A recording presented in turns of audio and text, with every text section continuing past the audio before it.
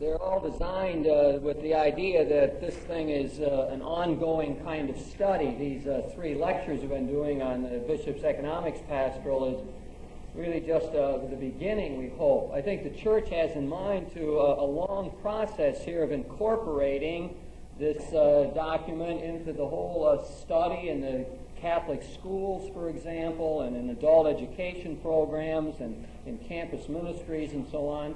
There's a real attempt to say this must become part of what we're about, and we have a long education process. And so I think of what we're doing here in these 3 lectures is just sort of whetting your appetite and opening up the questions for people. So for that, in the back, we still have some full copies of the whole pastoral back there. Anyone who wants to read the whole thing. And then we have a new thing for you tonight, a briefer summary for all the people. That's sort of an official summary done by Father James Hugg, a Jesuit priest. And this is one of the more manageable forms. What is it? It's 23 pages. And it really is an excellent summary of what's in the pastoral letter. Then, for those who don't want to read 23 pages, we have this 4-page jobby. Economic Justice for All, the Catholic Update. That's in the back also. And then, in addition to that, there was another handout that I wanted everyone to get tonight, and it's from Bread for the World, entitled To Life. And this gives you some practical ideas of how one might respond to the problem of hunger in the world. It's connected in with what I talked about last week, the organization Bread for the World, which lobbies Congress to try to release funds to help poor people around the world. And in this case, their WIC program, WIC, has to do with getting food for pregnant women and for their newborn babies. And it's the way Bread for the World works is that they try to lobby Congress through letters being written. In the back, you see a big campaign that they have going on to write letters to congresspersons and try to get more funds available for this WIC program, which is, as they claim here, one of the more successful government programs to help poor people. I wanted you to have this because some people at the end of this say, well, what am I going to do about it, and what does it mean to me, and if I was going to take this all seriously, how would I respond to it? And so this is one way of doing that. That is to join Bread for the World. It costs $15 a year, and then they write you a newsletter periodically, and then along with many other people in the country, one is able to lobby Congress for the bills that they think are important. The Bread for the World address is in the back and so on. So it really is important after one studies something like this to be able to say, well, what am I going to do about it? How am I going to respond? And that's at least one way to go about it. In the back, we also had handouts for the notes from previous weeks. If people didn't get those, there are some copies left of that. And for tonight, we have a partial notes. My own notes run to 16 pages, but they didn't get it all on this handout here, so you have only 8 pages. But that is, I do that to try to help people to have something to remember, a memory peg for what went on. It also frees me up to say, well, I don't have to feel like I got to cover all this material in a way. I can highlight what I want, and then those people can look at the notes and see the rest of the material that really is available here. Well, that's by way of introduction, I guess, to what we want to do. Tonight's the last in the series on the Bishop's Economics Pastoral, Economic Justice for All, as it is entitled. And what I've tried to do throughout the series is focus on the policy issues. As you know, the early chapters of the document try to give the biblical background and the ethical principles, and then in Chapter 3, they launch into the policy issues. And we looked at poverty and unemployment, and tonight international relationships, and we didn't do the section on agriculture. That forms the really heart of the document, because the bishops are insistent that change of heart has to be linked with action in the political realm. That's been one of the advances in Catholic social thinking in the 20th century. It was always try to sort of a dichotomy. Well, what are we going to concentrate on? People changing their hearts and minds and getting better attitudes? Or do we concentrate on changing the world and making the structures better and overcoming injustice? And it was always a battle for people trying to figure that out. And there was arguments on both sides. And I think what the bishops have really come down with, and many theologians as well, is, well, those things go together. That if we do have conversion of heart, it will issue in action in the world. And as we are active in the world, we see that to maintain the energy, there has to be somehow a spiritual dimension to that, somehow this change of heart that will continue to propel us forward in the work for social justice. So those two things come together in the bishop's pastoral, I think. So tonight, we want to talk a little bit about the international relationships. And from an economics point of view, this becomes even more complicated than the unemployment question and the poverty question. Again, I'm interested always in putting a human face on the problems, and I think that that has become real for us through the TV set. And we have indeed become, as Marshall McLuhan suggested, a global village. The world has shrunk because of the mass media, and we are aware of problems around the world as no other generation ever has been. So in the medieval world, they didn't even think about the people outside of the European community. They didn't even consider them, what they were about or what their culture was about. They were simply outside the pale of civilization.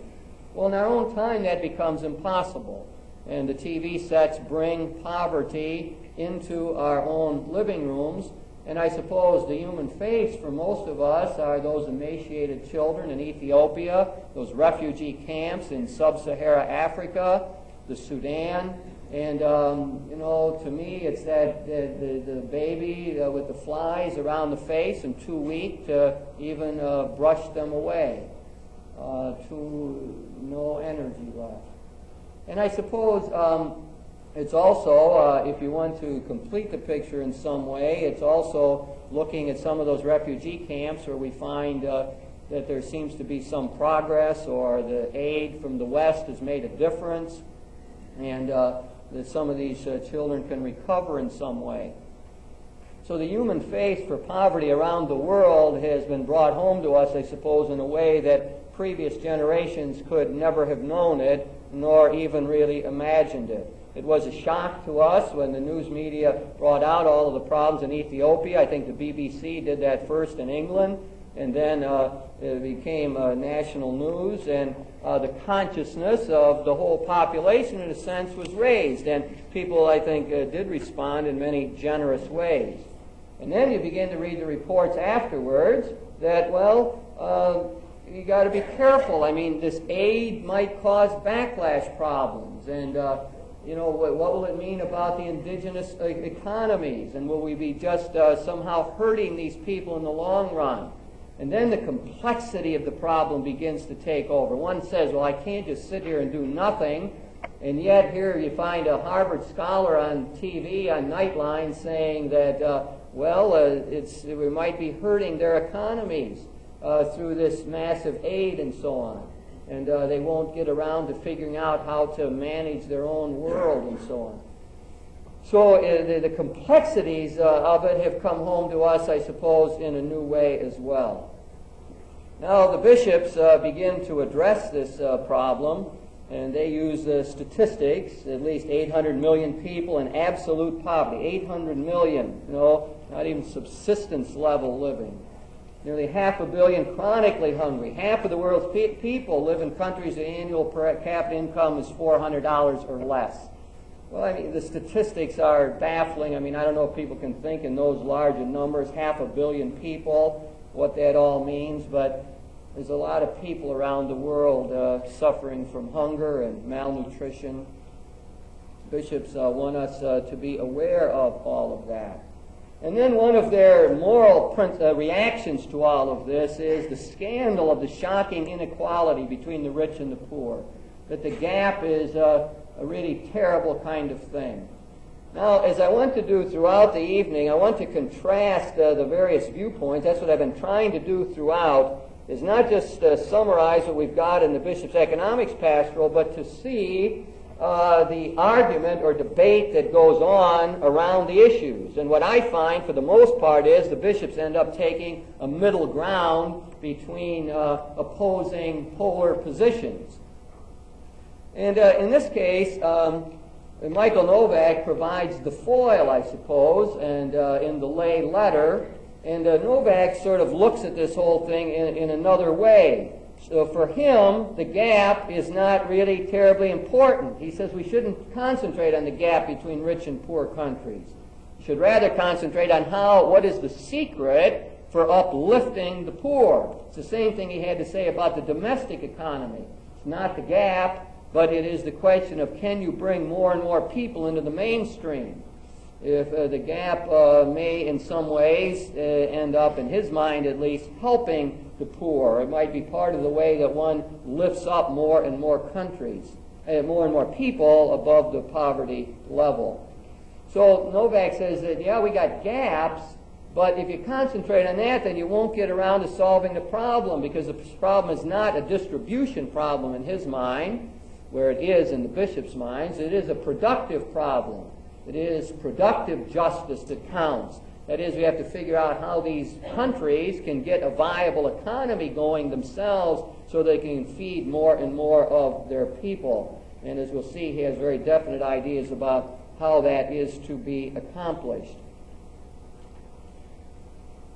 Now, one of the things that when the bishops begin to look at our performance in the world, they remind us of the Marshall Plan, which many people think of, one of the most humanitarian things ever done.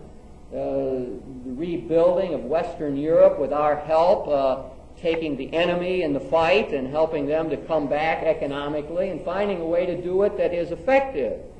So that through the Marshall Plan, Western Germany, for example, became a viable economy again and one of our important trading partners and so on. And so the bishops say, that's good, and they say, but from that high point where we really did live out our ideals, now we're in a situation where we don't do well at all. And I think they say something, we're near the bottom of 17 industrialized nations in the percentage of gross national product that we give to poor countries. There's a really telling statistics along this line. They talk about the arms race again. Someone has said that the Bishop's Peace Pastoral and the Economics Pastoral necessarily go together. That you can't pay for these programs or do what they want to have done with the arms race as we have it. So that they are a tandem, a pair, and then unless we implement both of them, we aren't going to be able to solve our problems. So they see the arms race as taking food out of the mouths of people around the world. And then they offer some statistics to sort of back that up. They say in 1985, the United States budgeted more than 20 times as much for defense as for foreign assistance. 20 times as much for defense as foreign assistance. And then they say nearly 2/3 of that assistance that we give is really military assistance, arms that go to other countries or to prop up governments that seem to be favorable to us in the worldwide struggle. So, I mean, when you start to look at that, it is not much in terms of our gross national product, the wealth that we have as a country that's given to aid to these countries.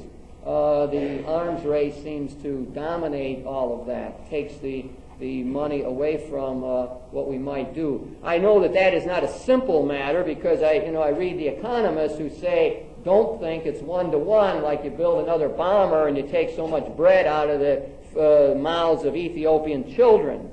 That it's a much more subtle economic matter than that. And at least one level, what happens is that their national will for armaments siphons off the best minds and takes our creative energy and pours it into weapons when that energy and intelligence, creativity could be unleashed to figure out how to manage the food problems in the world and to make better sense out of the international economic scene. So I think it is a subtle matter. It's got to do with the fact that the building of arms is not good for our economy. that these are not labor-intensive industries. They don't employ great numbers of people for the amount of money invested and so on. So every time, you look at these that the bishops say, and it sounds sort of simple, and then when I talk to my economist friends, they say, aha, it's not that simple. I do think the bishops did their economics homework. They consulted a lot of sources and people, but they're not economists. And I think there's a subtlety in there that we really do have to respect when we begin to look at this whole question. Now, what I tried to do in the first part of these notes under A is simply summarize what the bishops had to say. A lot of that has to do with the debt. And I was talking to one of the eminent local economists over lunch today, Dr. Jules Gillis, who's here as watching everything I do and monitoring all my words, and so I have to be careful tonight. But Jules is telling me that the bishops have come upon what many consider to be a brilliant solution to this debt problem. Countries owe us all kind of money. Like Brazil, they have a big debt to us. And in layman's terms, and if I get it right, what happened is that these countries, back up a little bit. Our banks got a whole lot of money because our interest rates are high, so like Saudi Arabian oil interests and so on, they invest their money in our banks. So our banks got a lot of money. The third world countries, like the Latin American countries and so on, they need money to invest in their economy and so on. So what happens is they borrow these huge amounts from our banks who are just wanting to lend out this money. They've got it around. They need to do something with it. So they lend it out to these third world countries. Now they owe on that principle to us. And so what happens is their economies are not flourishing like they want them to, or not enough. And so they're spending everything they make, and Brazil has had a good gross national product, 3 times as much as what we had in the United States last couple of years. And so what happens is, they're doing well, but they owe such massive amounts to us that all that they're making is just paying off the interest on these debts. They can't pay off the principal. So we have this terrible problem around the world. All these people owe our banks. I think 1/3 of the national debts around the world are owed to the United States banks, and they can't pay it off. And people are worried about defaults, and the banks are selling off these loans at 30%, something like that, to other people. And so we got a crisis on our hands. Well, the bishops allude to this. They say that, what we ought to do is go easy with these countries. We ought to remit part of these debts, maybe absolve them entirely, or at least reduce them. And that this would do, as Dr. Gillis explained to me, this could do all kinds of good things for the economies of both countries. For one thing, these people that don't owe us all this money and wouldn't have to be paying the interest, say in Brazil, they could now invest it in productive activities within their own country, begin to build up their own economies. And at the same time, I think that it's going to help us, right? You figure it's going to help the United States also. Yes. And how is that going to happen? Well, what will happen is this. Brazil, for example, has to earn dollars in order to pay back the debt, which was incurred in dollars. So what they're doing is exporting a tremendous amount of goods to the United States. As a matter of fact, there's a surplus of trade with Brazil and the United States. In other words, they're selling to us more than we're selling to them. Same thing as far as Mexico is concerned. So what this means is all these goods produced in Brazil are not consumed by Brazilians, they're consumed by us. In the meantime, we have hundreds and thousands of Americans out of work in the export industry who would like to produce commodities and sell to other countries, but are incapable of doing that because a lot of those exports produced by Brazil are subsidized by the government. So they're cheaper in a marketplace than our goods would be. So what would happen is this: if this debt were reduced somehow, Brazilians would not scramble to export to the United States. They would start producing goods for themselves, and we would be able to start employing our own people in our export industries, getting probably about 350,000 people jobs, or more, most likely, that could produce export goods and sell goods to Mexico and Brazil that they cannot produce themselves. And they're extremely necessary for their economy. So this is all connected in with the trade. I mean, one That's right, begins to yeah. see the complexity of it, and we're not going to do a whole economics analysis here, but at least maybe we begin to get some sense of how this might go. And what Jules was telling me was that, this suggestion of the bishops in here, while it's not highlighted greatly, is something that really could benefit the whole world economy. And our banks have already got enough return on that money to take care of the principal many times over, I guess, because these countries have been paying now for many years on those debts, so they've got that money back in interest. So there's a lot of good things that could happen. One of the theories that, before we leave this section here, is that what many call dependency theory. And the dependency theory was enunciated by the Latin American bishops in their famous documents that they wrote at Medellin, Colombia, back in 1968, and at Puebla, Mexico, in 1979. And what they said there was that their countries are in bad shape primarily because of their relationship with us.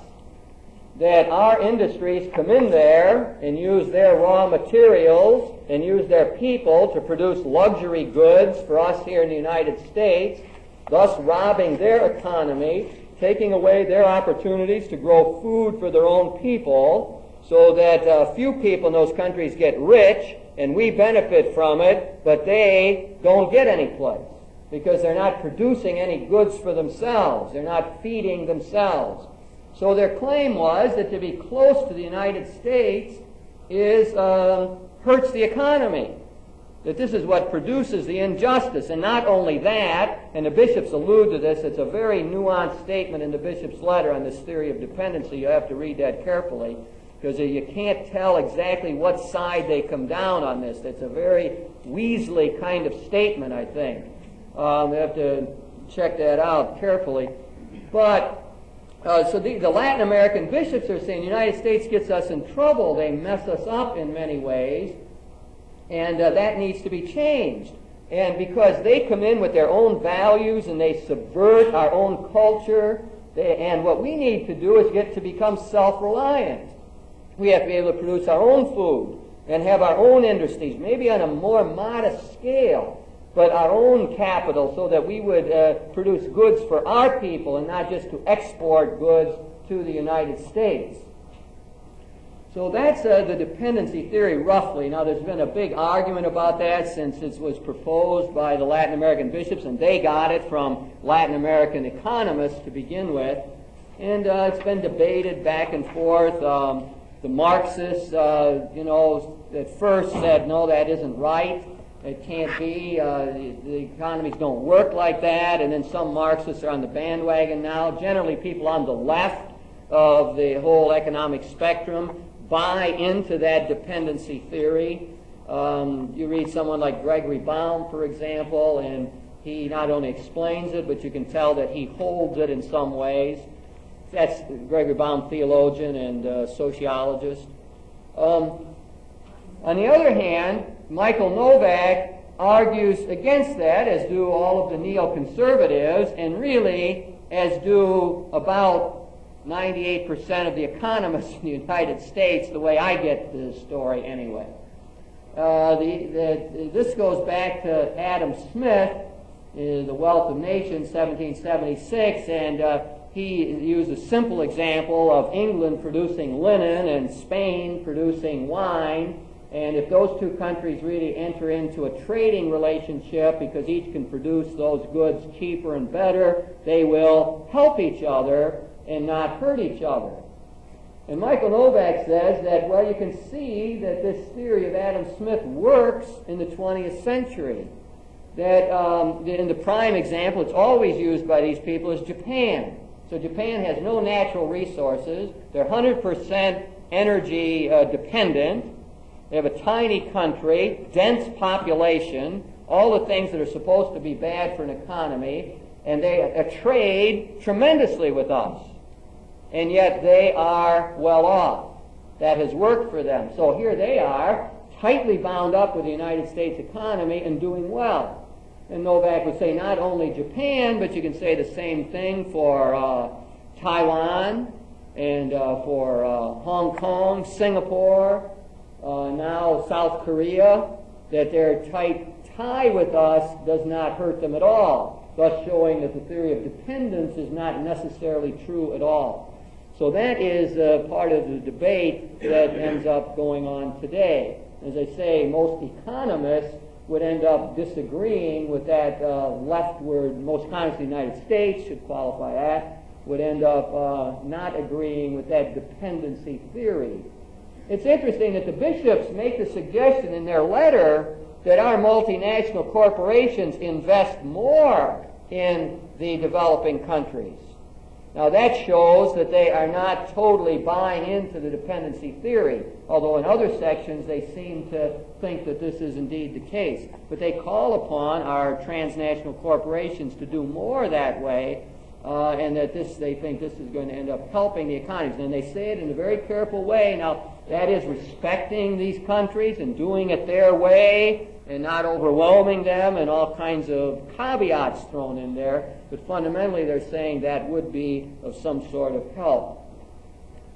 Well, I think I'm going to stop there in terms of what these people have to say, except to point out in the notes to you what I have done in A, under Roman numeral 1. I've tried to summarize what the bishops say. And then in B, just a few notes from David Halberstam. He's the one who wrote the best and the brightest, and a journalist type, but he seems to be able to cut through and give some sense. And he's the one who, it says analyze the Japanese economy and our economy, and points out how they got ahead and why they make better cars, and saying that we're in a new era now and we have to be competitive. And if you heard the news today, that is the great Reagan line. Now he's going to go around the country saying it is competitiveness that's important, and we have to be now competitive in the world market. And that is what the Democratic Congress is saying now. So trade through the next months into the spring and maybe even into the summer is going to be a hot item in the congressional debate. And it is going to be that question, how do we become more competitive again in the world market? So our trade deficit is $169 billion last year, and we have to figure out how to overcome that, improve the quality of our goods, and the lowering the value of the dollar vis-a-vis other currencies and so on. So I just tried to summarize a little bit of Halberstam there, and then some of Novak. He's the one who wrote Toward the Future, a lay letter, C. And then D, we talked a little bit about the trade deficit. And E, we did a little bit on the debt question, which we tried to talk about here with Jules' help. So you got some summaries there if you care to look it over. As I go back over it in my layman's mind, I guess it comes out something like the world economy is not in good shape. There's a lot of people suffering and starving in the world. We are a rich nation. We ought to try to do something about that. We have responsibilities. We're in an interdependent world. And we have to figure out how to do that, respecting the other nations, respecting their indigenous cultures, their own ways, and so on. And that we need these constructive ways of trying to build up the world economy and to help the poor people around this globe. I'm going to stop there and invite our one-to-one discussion for a couple minutes. And I don't know what you can grab onto there, but maybe you can explain to your partner what this whole international economics is all about.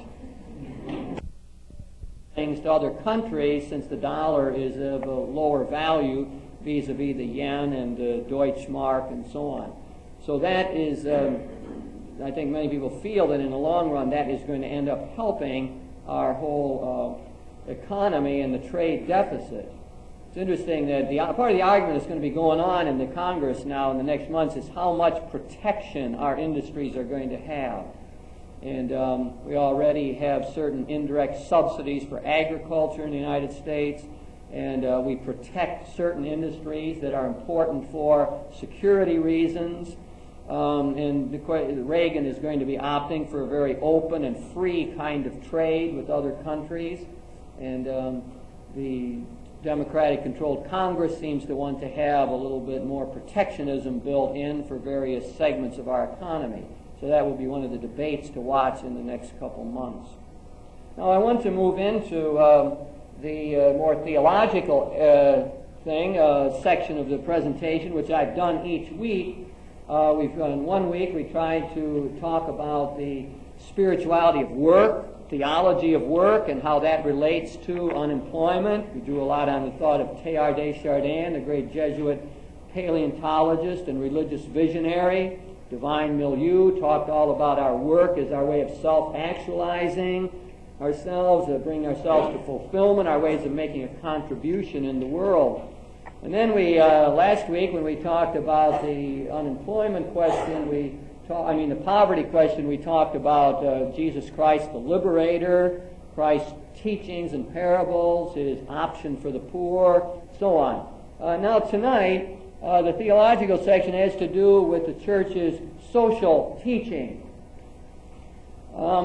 There's various ways to get at this. I noticed that one of the objections to the bishop's economics pastorals is to say, well, how come the bishop suddenly decided to speak out on the economy?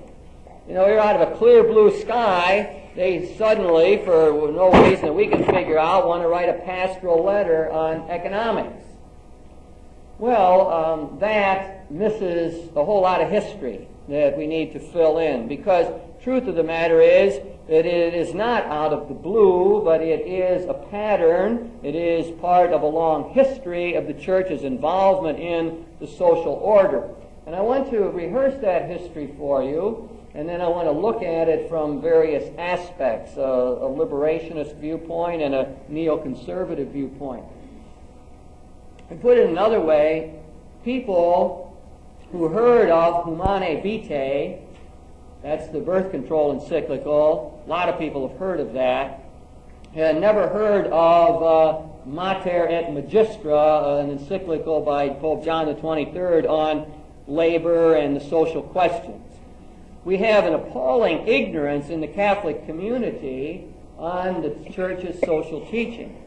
That's one of the reasons I guess I wanted a handout in your hands so there would be something you could take home and would have these names written down and the Pope's names and the documents' names and so on, so that we could begin to educate ourselves about this long teaching of the church and social questions. Now, let me go back even further and start at the very beginning with the early church. In the early church, they were concerned about relationships within the community, but they didn't think about changing any of the structures in the world. They were too weak. They weren't going to go in and change the whole Roman Empire around. And besides, they didn't think those structures were all that important. The world was passing away. There'd be a new heaven and a new earth. Christ would return again.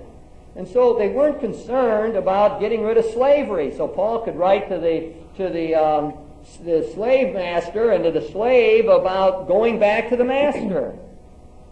He didn't say, well, slavery's wrong. He just assumed that as part of the structure of society. Just as they assumed the lower position of women in society was sort of just the way it was and didn't end up challenging any of that. Now, when you move into the medieval world, the church now, after I should go back to the time of Constantine in the 4th century, the church now moves into a power position. Many people think that's where we went wrong. You know, we were doing great for 3 centuries when we were a minority group and sort of persecuted, and we hung together and had high ideals and all of that. But then we got co-opted into the big society. We were now the official religion. And when you become the official religion, it's hard to say to the emperor, you're wrong. And this we must challenge it. So the church, from the time of Constantine onward, became identified with the power in the world. A key point in the whole history of the church's relation to society. Then when we look into the medieval world, we say the world of Thomas Aquinas in the 13th century, now the church really is an architect of society. The church almost dominates society. It produces what we call Christendom, a civilization that's thoroughly Christian in values, that's organic, that holds together. Everyone knew their place, and people were cared for, attended to in that society. People felt rooted and at home, and culture flourished and all of that. It was what we call an organic society, and the church was a part of it, close to it.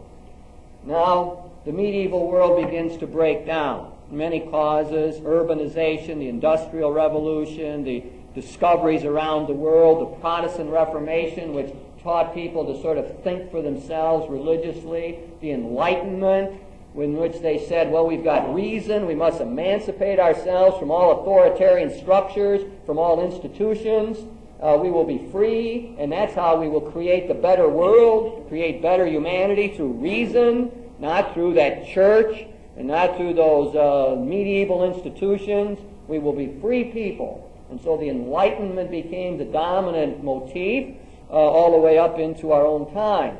Now the church was considered to be irrelevant in relationship to that modern world. The church didn't seem to fit. The churches kept going. They wanted to go back to the medieval guilds. They wanted to go back to the world of Thomas Aquinas and Dante, the nice, organic, clear world. And so most people wrote off the church. And the high point of that was in 1864 when Pius IX issued the Syllabus of Errors. He condemned everything in the modern world. Anything you could think of, he condemned. Democracy, he condemned free speech, free press, all of these things of reason and enlightenment. 1864.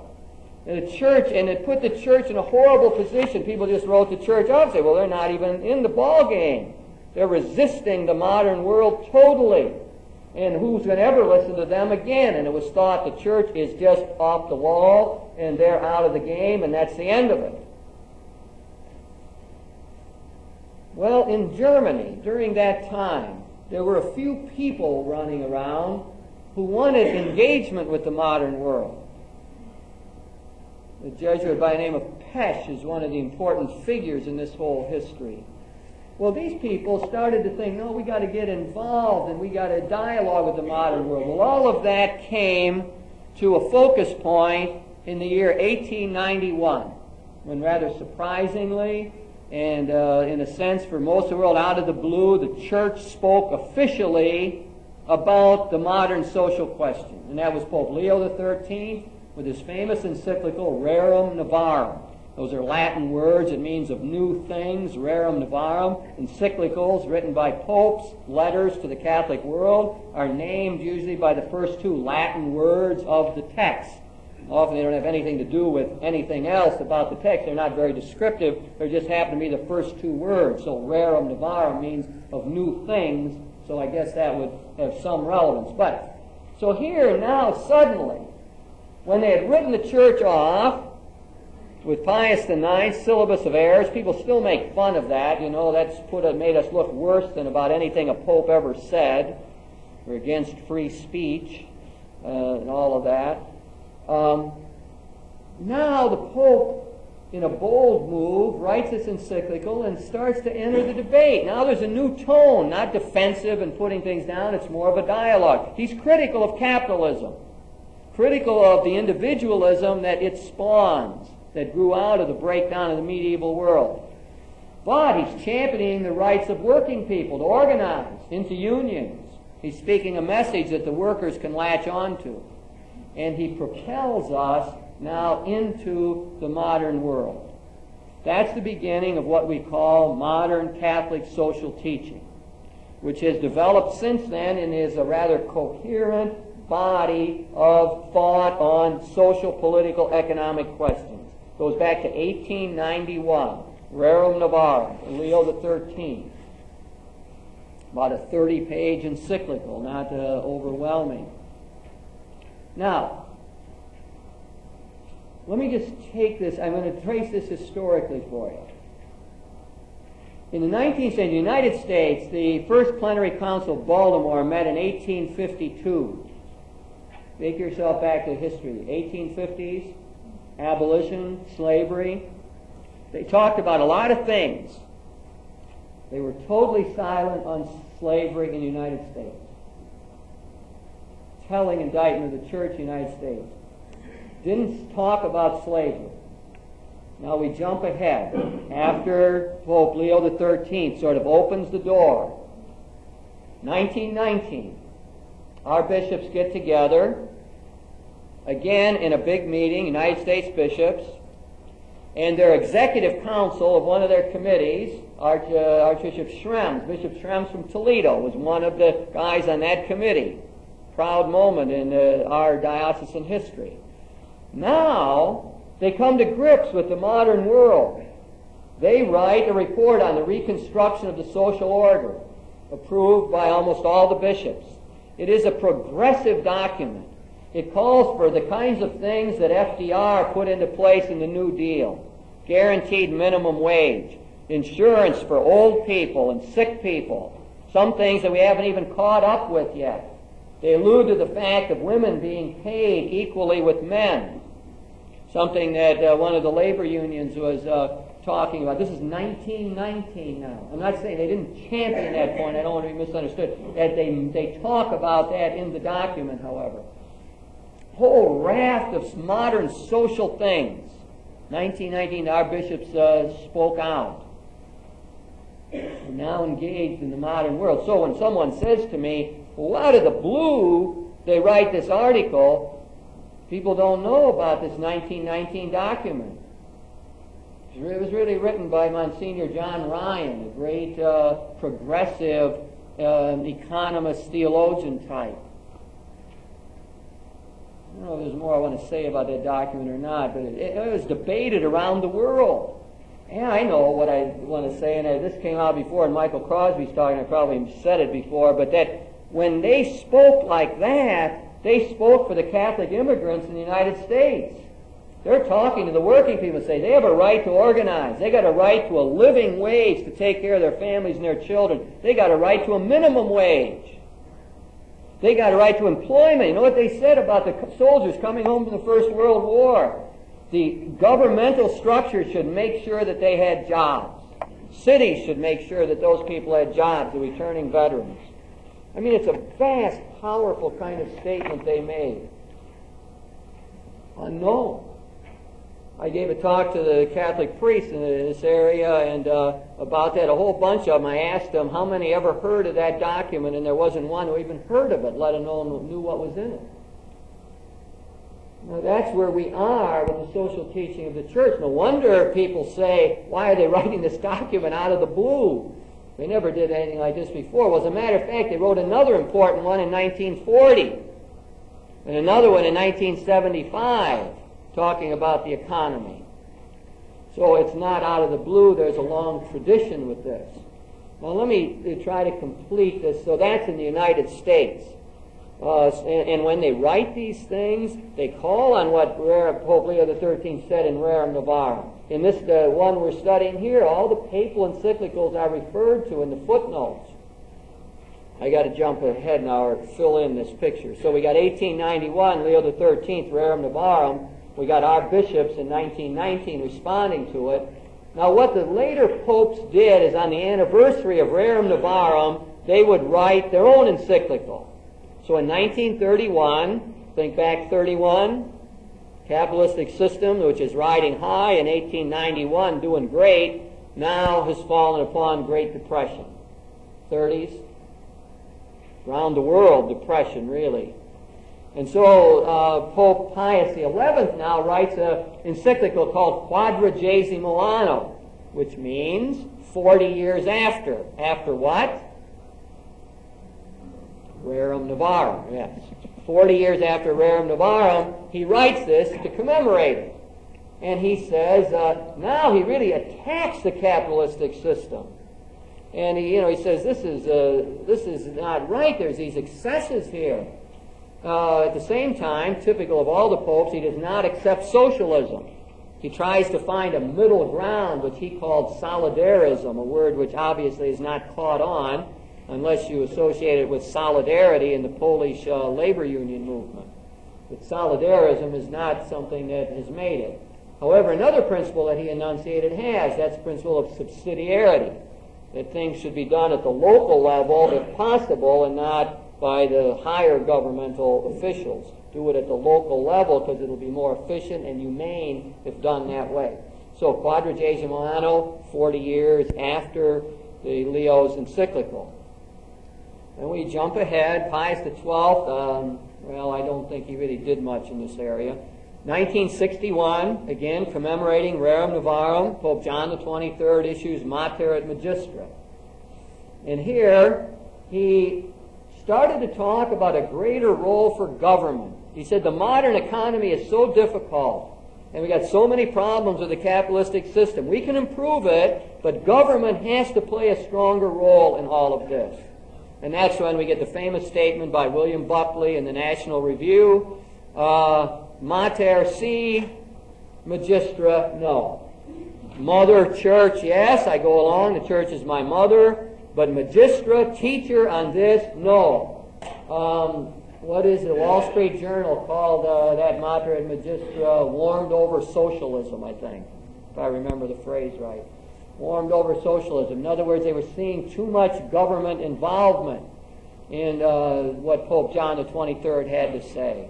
He expanded his thoughts in Pacem in Terris, the most famous encyclical that any pope ever wrote, that was studied by the secular world. While the Catholic world wrote it off, Robert Hutchins at Chicago University was having seminars all over the country with important people studying Pacem in Terris, peace on earth.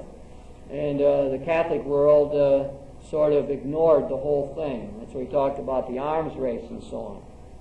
Now, what happened after that, just complete this whole papal thing. That is, Pope Paul VI, he writes another one, Octogesima Adveniens, that means 80 years after, in 1971. So you get the picture. Every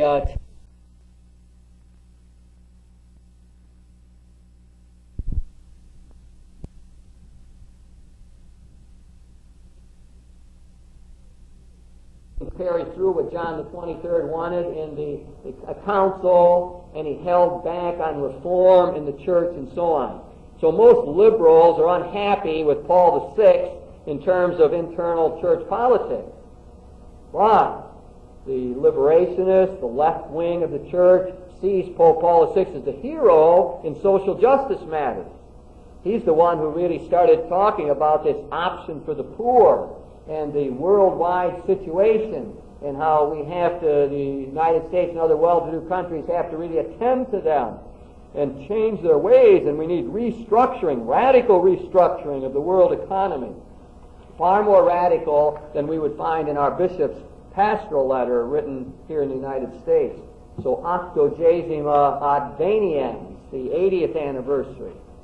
And then to complete the picture, in 1981, our current Holy Father, Pope John Paul II, writes another encyclical, Laborem Exercens, on human work, in which he begins to talk again about the social question from the viewpoint of human beings as workers, making a contribution to society.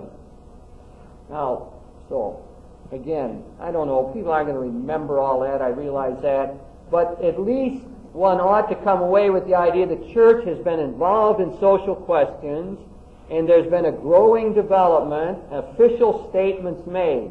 I think you could say this, that in social matters, the hierarchy of the Catholic Church has been ahead of the laity in the world as a whole. And they've been ahead generally, if you think of governmental figures, if you think of other religious leaders and so on, they have been more progressive, more, do I want to say even, no I don't, progressive, we'll stay with that. The more progressive groups around, attacking the problems and trying to deal with them and looking for some sort of solutions. Most people would say they were better at uncovering the problems than trying to get solutions. Usually they were trying to find a third way between unbridled capitalism with free enterprise, which what worried them about that was the individualism. They were worried people went and did their own things. They fought for themselves. They didn't think of the common good. And that was bad for the world, society, for individuals. So they didn't like capitalism.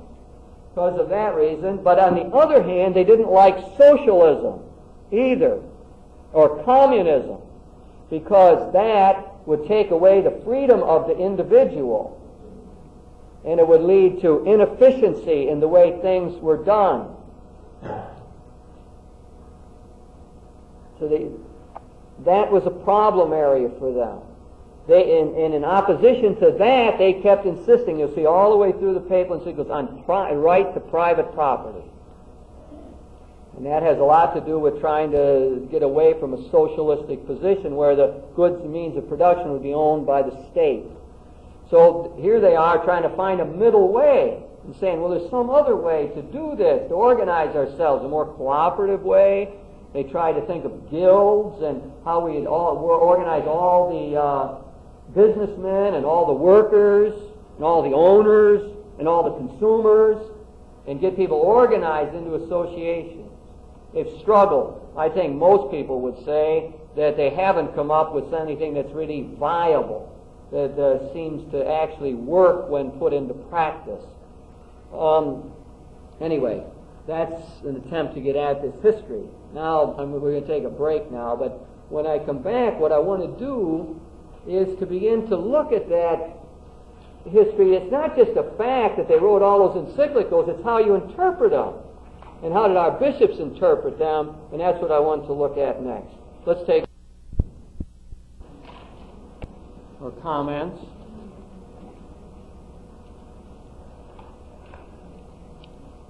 Maybe that history doesn't lend itself to it. But I guess I feel positive about knowing the history or doing it. I mean, I'm not even apologetic about doing it. I mean, I think it's something we have to be able to do in our community. Yeah.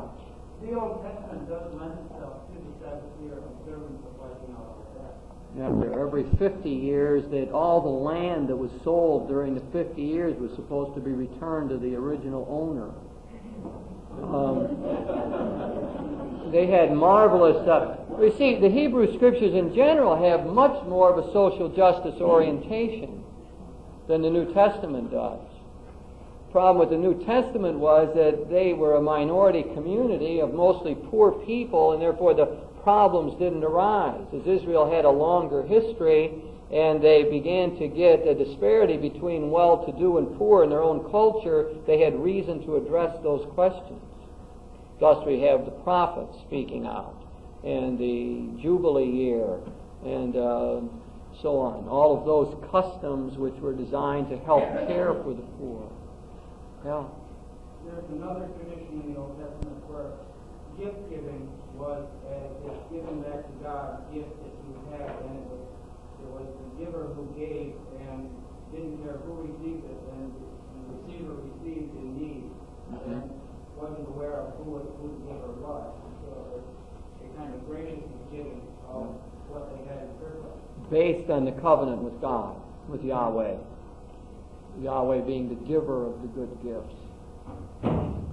Well, yeah, it's a beautiful tradition, and it's a much stronger base for social justice than we generally find in the New Testament. I mean, it is a more explicit issue in the Hebrew Scriptures. In my mind, it lends itself to the ideal of communism, where everything goes into the pot and the need is taken care of out of the pot.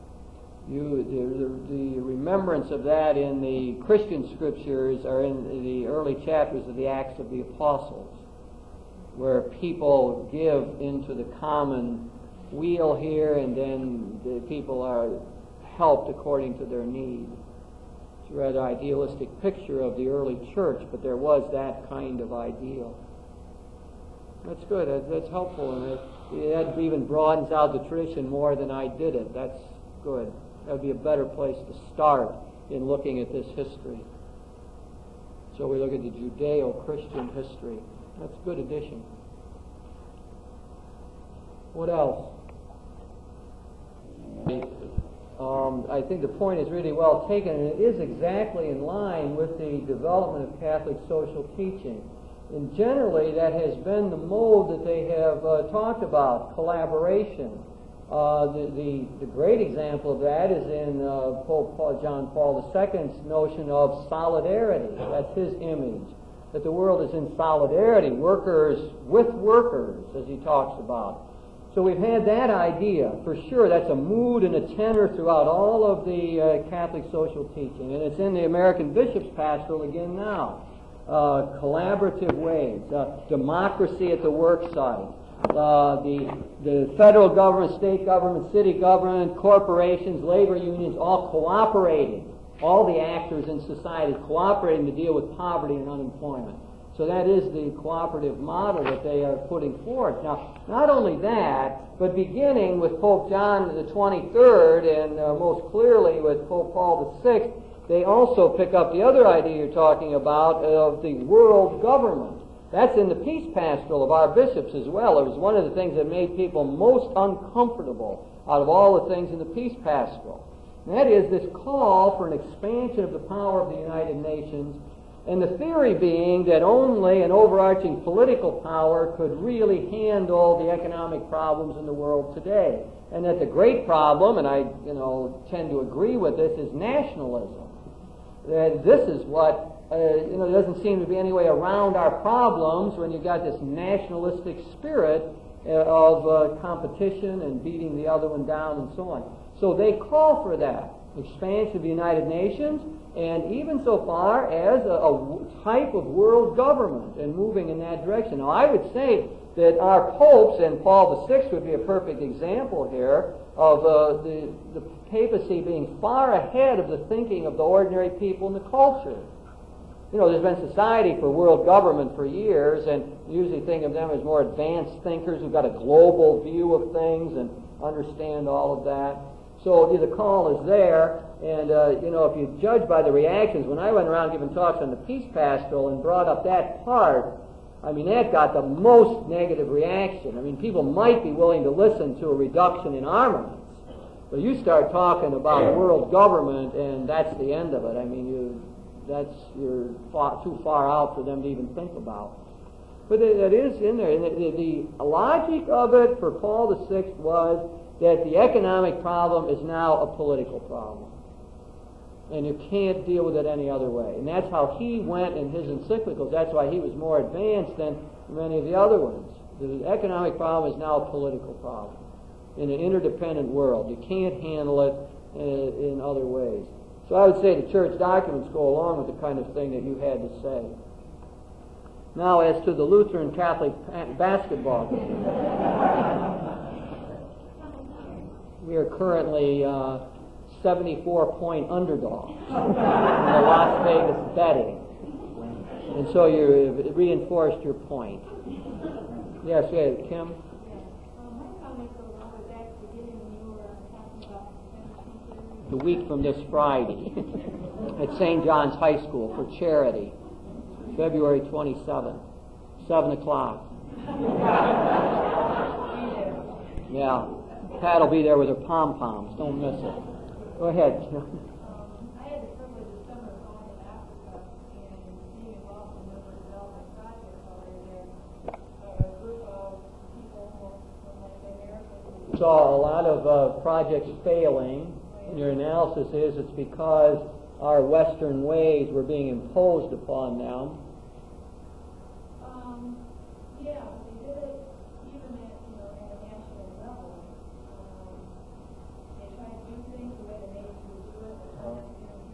Oh, I see. They were trying to be sensitive to that. Right. The very fact that you could walk in and say, we determine that this is what you need, still continues to hold the sensitivity notion.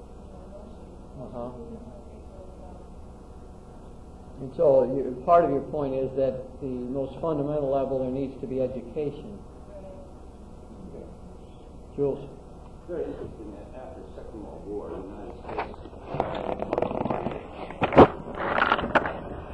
Asia as well as Europe, it did not work.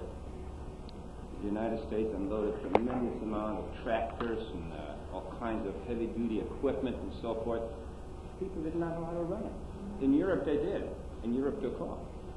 As soon as the spark plug went out, the whole tractor was not working. Here you have $250,000 worth of equipment standing by idle because you don't have a 35-cent part. It just did not work. So what the United States started doing, rather than giving them all this sophisticated equipment, started replacing a wooden plow with a metal plow. They knew how to use a plow, but a metal plow was much more efficient. So it's very gradual. Very interesting. This is the approach that the United States government is sort of taking, sort of gradual from the bottom up. Soviet Union is going the other way. Soviet Union started building all these gigantic, the dam in Egypt, what's the name? Aswan Dam and so forth. Real gigantic projects. Biggest steel mill in India. They sort of took off where we failed. But at the same time, Russian technicians are living with the people under the same circumstances, under the same living conditions, not in air-conditioned hotels and so forth. They learn the language, and the Russian approach is working very well. Michael Novak likes to raise up India. His claim is that India is now food self-sufficient. Now, that's not our popular image of it, I know, but that's at least what he claims, and claims that they have done it based on, some respect for their own modes of doing it, and a lot of intelligent kind of work and planning.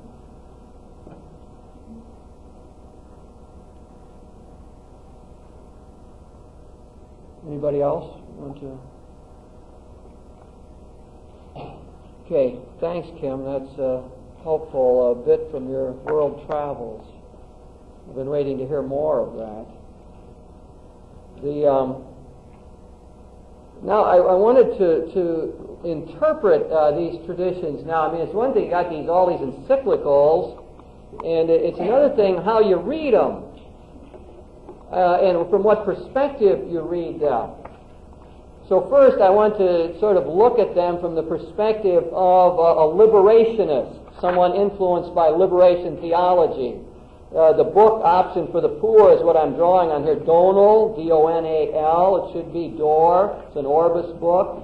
And next, what it does is go, I'm on page 3 of the notes.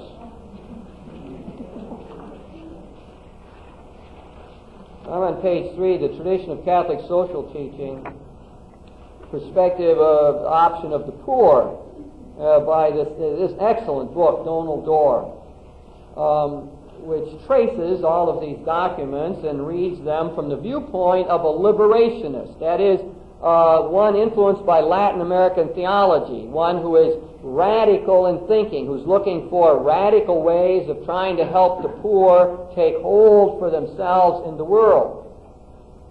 Now, when the liberationists read that long body of literature, the first thing they notice is all of the condemnations of capitalism. All the way through the documents, capitalism is fundamentally critiqued.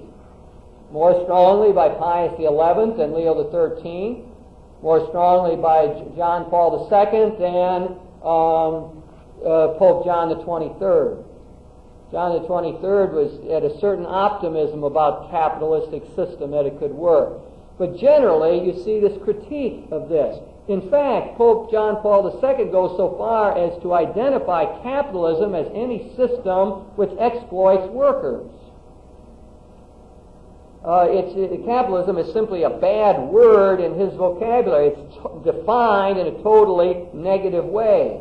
He understands it as a system that started out as free enterprise, and it did some good, it created some wealth and so on, but it gave too much individualism, too much people doing their own thing. And then, on the other hand, he said that this capitalistic system then went into a second phase.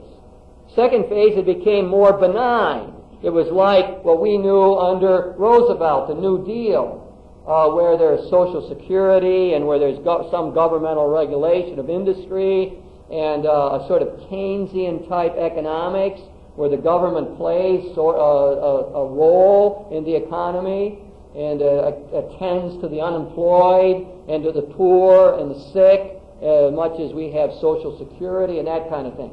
But then the Pope thinks we're moving into a third phase of capitalism, an international phase, where it is now more rugged and more rigid and more beating down of the poor. And that international capitalism will do nothing but hurt the poorer nations. So the Word fundamentally is bad for him. Now, when these people read the documents, that's what they pick up. In any of the documents, even Pope Pius XII, who was most optimistic about capitalism, he also has some tough things to say about it. That's what hits them. Now, a second way that they read the documents is in terms of a gradual playing out of the preferential option for the poor. So they start out with Leo the 13th. Well, he did something for the poor by saying, well, we want the workers to organize. But he thought of it from the top down. He thought, well, industry, capitalists, and so on, they have to do these things for laboring people, give them this chance, and so on. Now, what they see happening is, gradually through that history from 1891, is that the popes are more and more zeroing in on the rights of the poor, the problems of the poor, and eventually, and this is the great significance of the Latin American bishop statements, which I only alluded to briefly, Medellin in 1968 in Colombia, where for the first time now, instead of writing encyclicals or bishop statements to the rich and the affluent and the powerful and saying, now you take care of those poor people, for the first time now, they want to address the poor. And now they want to talk to them about securing their own rights, taking hold for themselves. You have rights, you have power. You have to grab hold of that power. And you have to liberate yourselves. You have to first, I think Kim made a very good point, liberate your consciousness first. You have to be educated, understand the problems. And then together you can work to liberate yourselves and eventually liberate all of humankind. So, as it goes on, you finally, in the Puebla documents, that's in Mexico in 1979, you've got the actual chapter called Preferential Option for the Poor in one of the documents, where it now draws on this old idea that Jesus had this care for the poor, and that now the church has to align itself with the poor and not with the wealthy. That you don't have any choices. You got two classes, wealthy and poor, and if the church tries to sit on the fence and neutral, it will always be for the rich. And therefore, it must consciously align itself with the poor as Jesus did. So they see a gradual growth in the preferential option for the poor. And that's why for them, the great papal hero is Paul VI. He's the one who finally, officially, he listened to what they said at Medellin, and then he put it into his own encyclical, Populorum Progressio and Octogesimo Adveniens. He put those liberationist ideas in there and made it the official teaching of the church. That we have to have this option for the poor and be on their side, and in international relationships the rich have to abide by that and the poor have to take hold, and so on. That's a second thing that the liberationists see when they read the documents, and they have their own set of heroes and the documents they like best. You will often quote Populorum Progressio and often quote the Medellin documents. Now, the other thing that they end up seeing in all of this is the shifts that occur in the thinking. Now, example, this plays into the question brought up before, and I'm not sure I answered that quite as precisely as I should have, but what happens in the early church documents, when they tried to argue, they argued from reason, based on the dignity of human beings. And it sort of came out dry and abstract, so on. But starting with Pope John the 23rd and the documents ever after, now they started arguing out of the stance of Jesus. And now we got all this. Jesus is the liberator. Jesus loved the poor. He ate dinner with the outcast. He said, "Blessed are the poor." He identified himself with the hungry and the thirsty. Now that gets to have flesh and blood. Now you get a more empathetic feeling that we must really be on the side of the poor. And now in all the documents, and our bishops did this, Jesus is raised up as the example. And it's sort of like this. Christians should look at the world through the eyes of Jesus Christ. Should view society from that angle. So that's one of the shifts that occurs in the whole papal documents and all of the church documents. From Jesus, from the rational approach, I would say, to Jesus Christ, liberator. Okay, maybe that at least gives, maybe we need some questions here to fill that out. I could go through it by each document, and that's what you've got here in A under Roman numeral 2, the things that they raise up, you see, in Rerum Novarum, and then the things they like in Quadragesimo Anno, right of unions to organize, and so on. Then John the 23rd in Mater et Magistra. See, now they would be critical of that. You notice part of that is that he's too optimistic about the possibilities of capitalism. Then you go on to Pacem in Terris, number 4 there. Oh, and then a very important document for them. Yes, I'm glad I looked through it this way. Number 5 on page 5. Top of the page.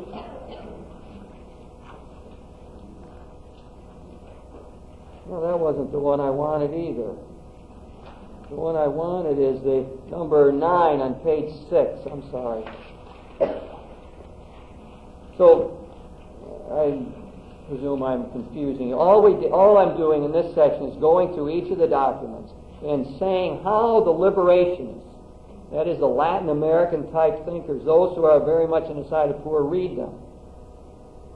And then you can see, you can read through that. But number 9 is the Synod of Bishops in 1971. I didn't mention it. They produced a document called Justice in the World.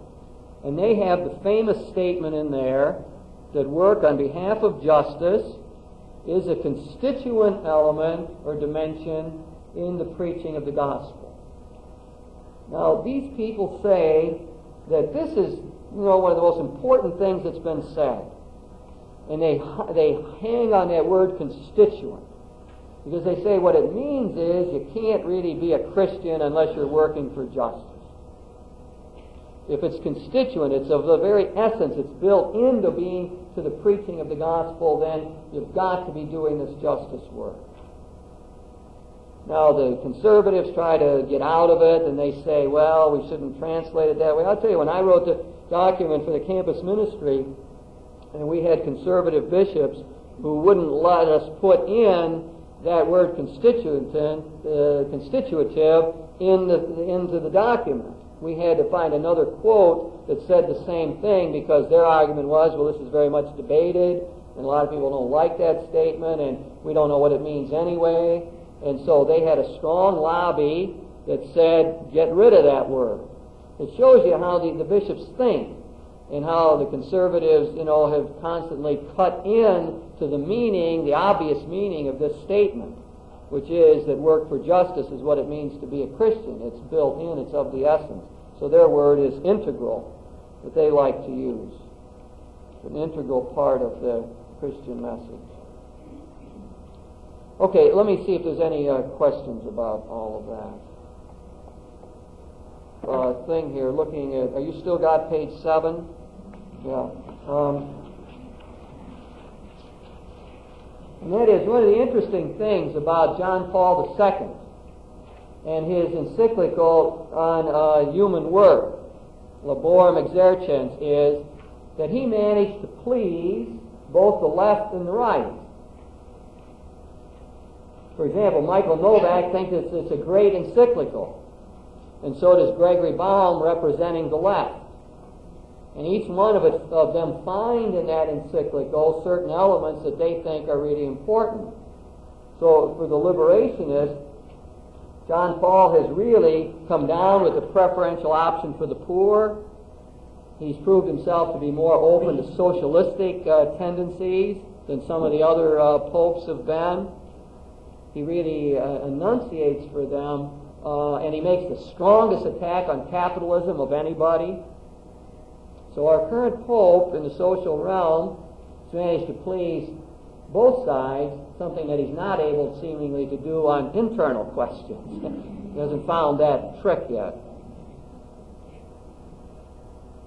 while that was on my mind, I may point out Gregory Baum points out that one of the great shifts that he sees throughout this Catholic social teaching, and he's on the left again, he would represent the liberationist viewpoint.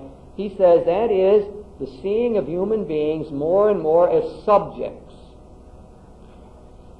And this is important because you see, in the early encyclicals, the popes were all worried about individualism because that's what the Enlightenment produced. It produced reason. I don't need the church.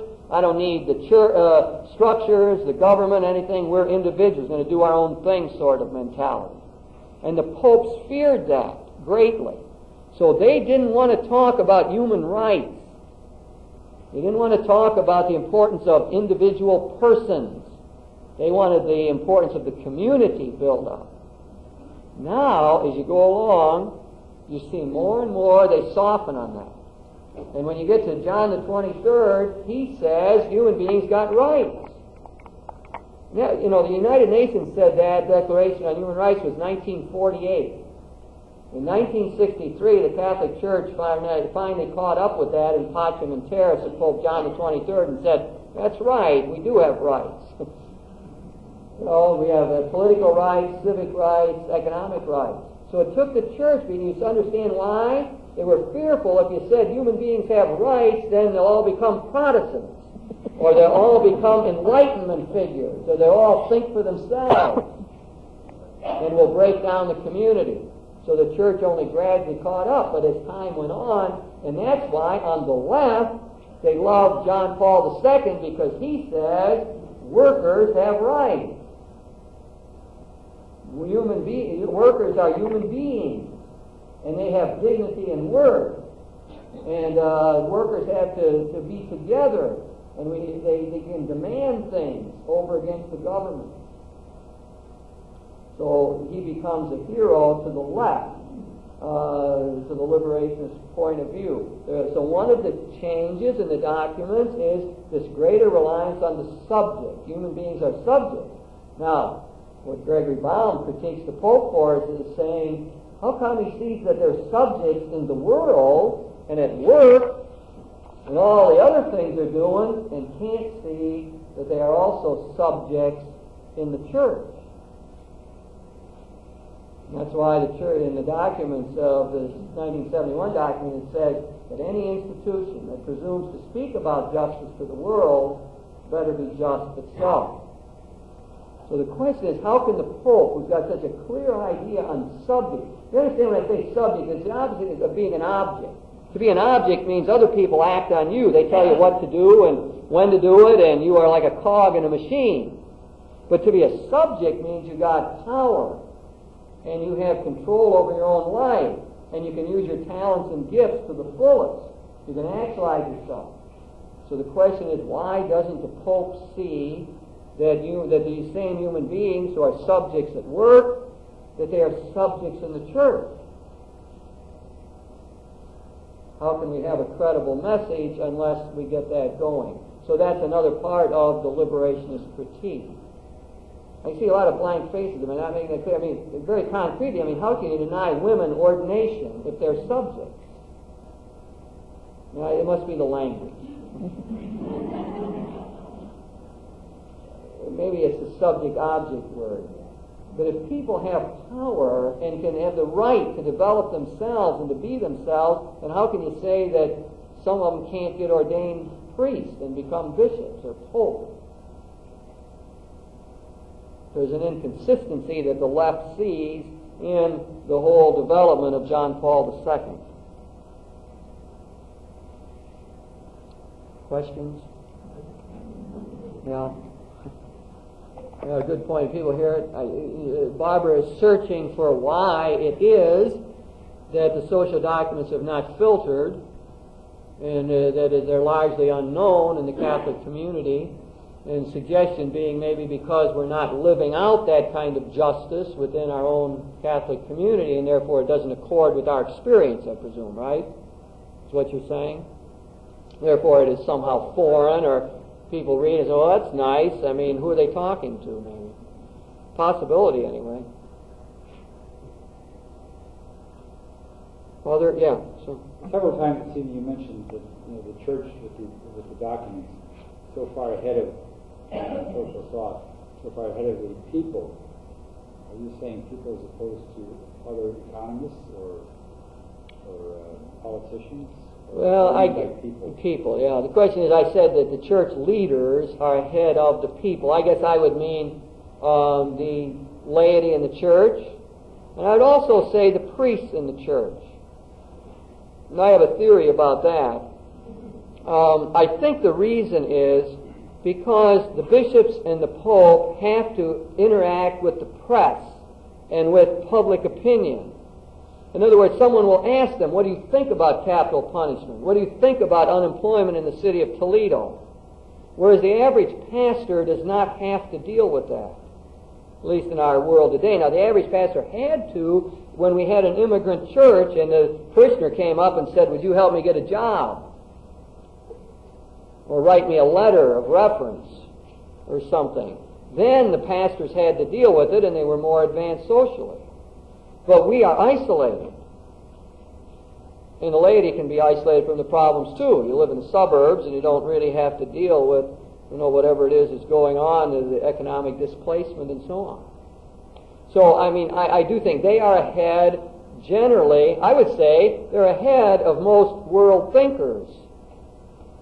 I would say. They're ahead, I would say, of most economists who are still in there trying to juggle statistics and aren't willing to think in terms of values and moral questions and larger viewpoints. I could expand on that in terms of the whole meaning of the Enlightenment and so on. What the Enlightenment said fundamentally, let's use reason to better our condition. But when the Enlightenment started, reason was supposed to be used to humanize, to take a full range of human experience and make sense out of it.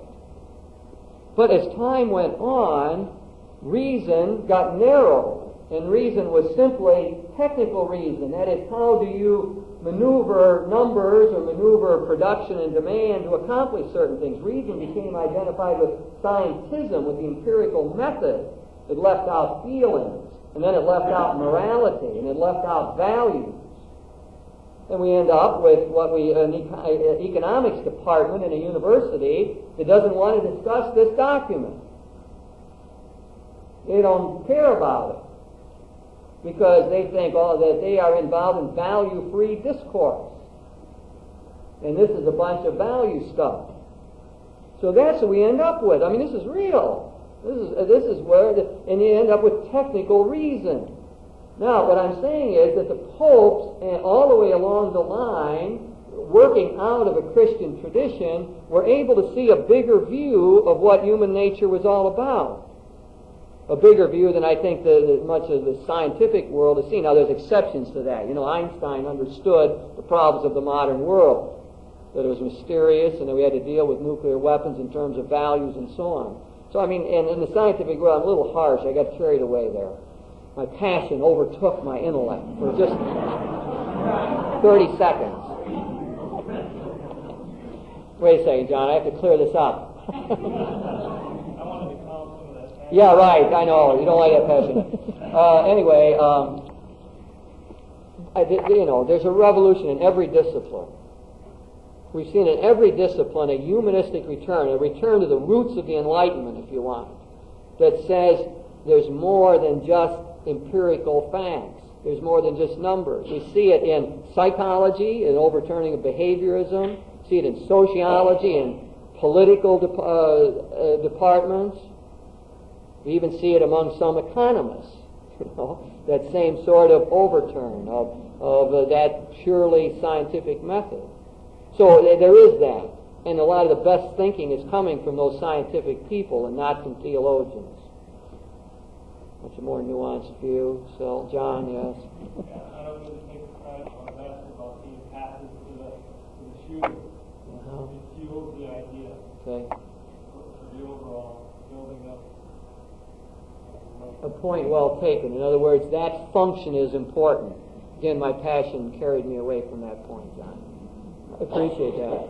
And coming from my golf coach, it's especially appreciated. I want scientific instruction, John.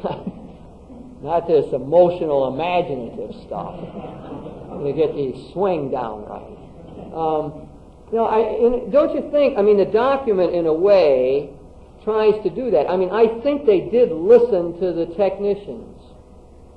They did try to listen to what the more scientifically oriented economists were saying, and then filter that into a larger moral perspective. I think that's what the document tries to do, and they don't want to put that down. Can I make a stab at my last section here? Because I want to reread that tradition now from the viewpoint of the neoconservatives and what they pick up in all of this. And the prime example I always use is Michael Novak, and I don't think this made your notes. I just got started there. We didn't get on to Heinrich Hesch and... Okay, when Novak goes back and starts looking at Rerum Novarum and so on, what he sees is their opposition to socialism.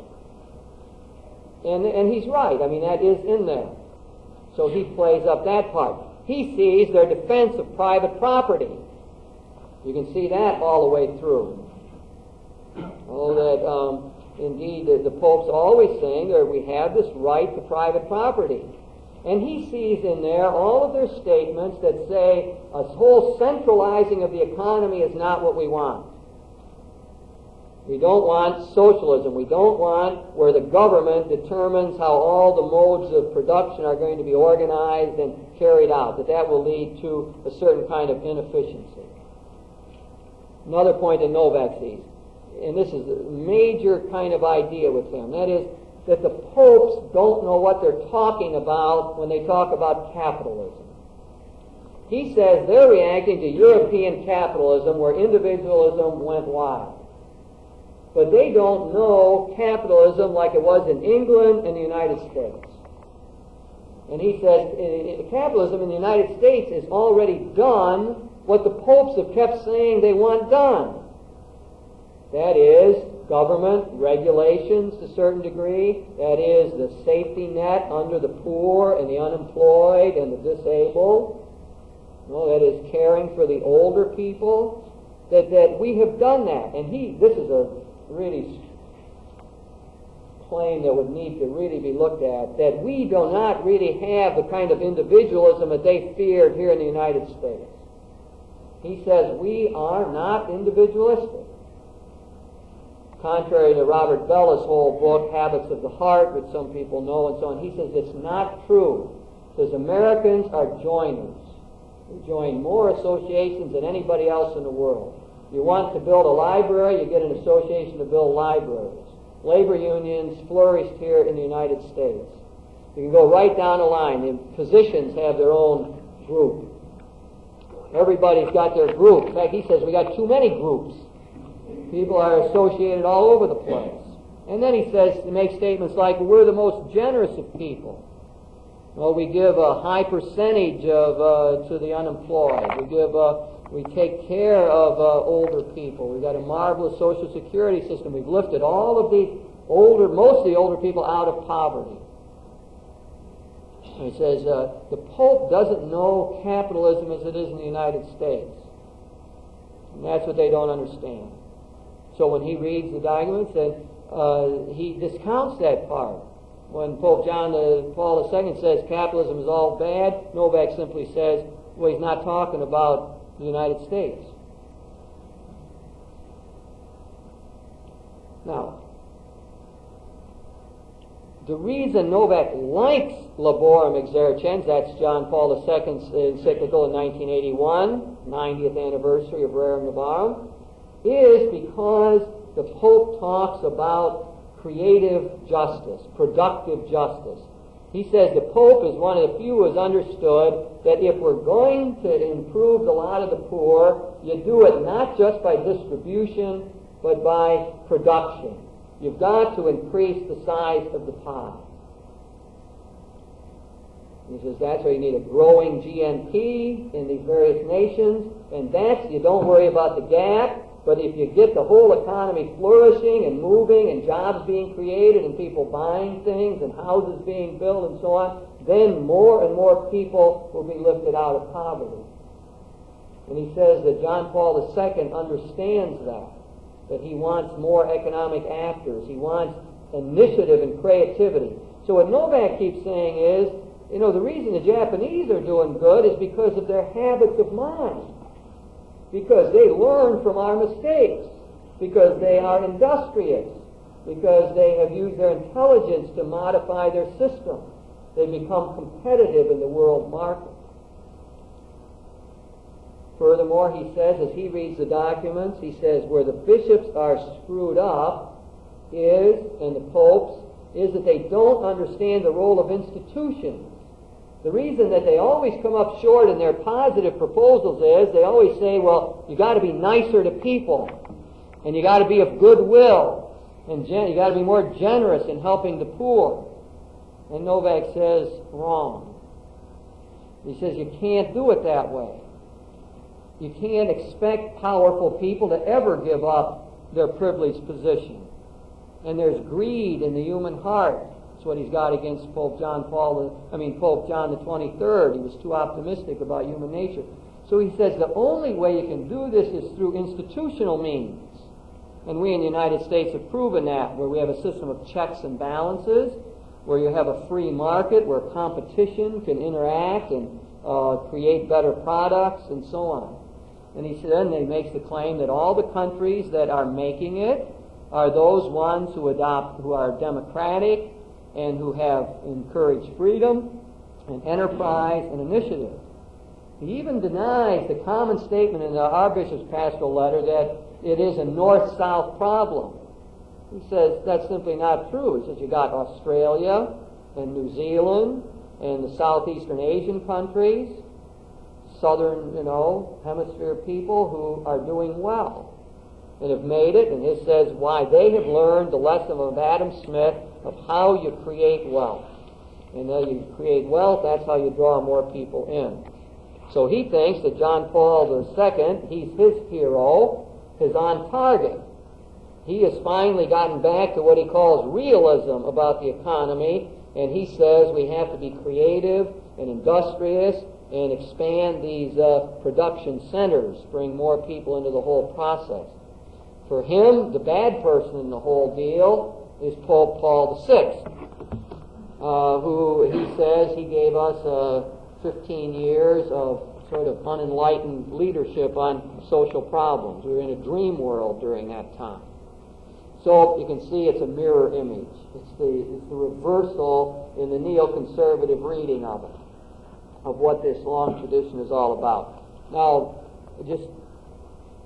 that was all by way of locating the pastoral letter by our American bishops, trying to put it into historical context. And as I've done throughout, what I see them doing is adopting a middle ground between those two positions I've been describing. It's not a radical document, it's reformist.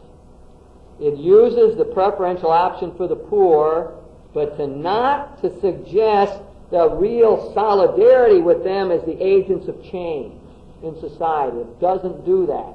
The Latin American bishops do that, the Canadian bishops do it, Pope Paul VI does it, but our bishops don't. It's still addressed to the well-to-do, the rich in society, the affluent, the leaders, and saying we can find